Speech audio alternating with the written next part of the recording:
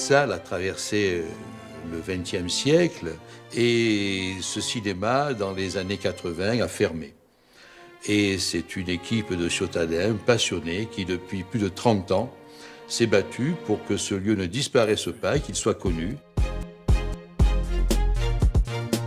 Nous avons la chance, en 2013, d'avoir pu le faire restaurer dans le cadre de Marseille, capitale européenne de la culture. Et ce lieu revit comme un cinéma de découverte.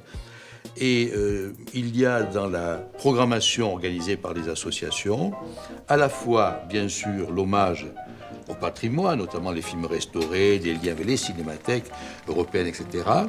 Il y a des sorties de films art et essai.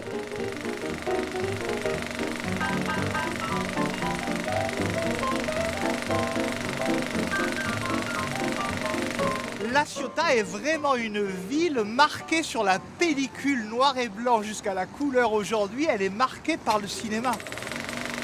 L'arrivée du train en gare de la Ciotat m'a fait peur à tous les Parisiens qui l'ont vu le 28 décembre 1895 sur les grands boulevards. S'ils ont eu peur, c'est qu'à la gare, la ligne de chemin de fer est en courbe.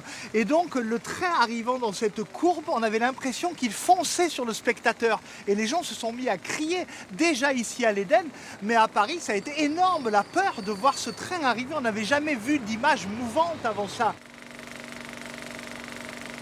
Les Lumières ont présenté leur premier film, il faut que les jeunes cinéastes puissent présenter leur premier film. Et depuis 35 ans, il y a un festival, la Ciotat Berceau du cinéma, qui accueille chaque année une dizaine de jeunes cinéastes. Les frères Lumière sont venus à la Ciotat par hasard. Et Louis Lumière est tombé en extase devant la lumière de la Ciotat.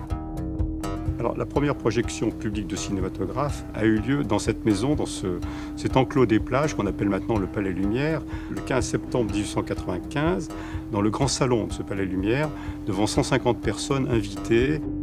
C'est une salle qui est avec un grand lustre, des briques avec des lions dessus qui montrent bien l'emblème des origines lyonnaises d'Antoine Lumière qui avait inscrit ça dans ses murs.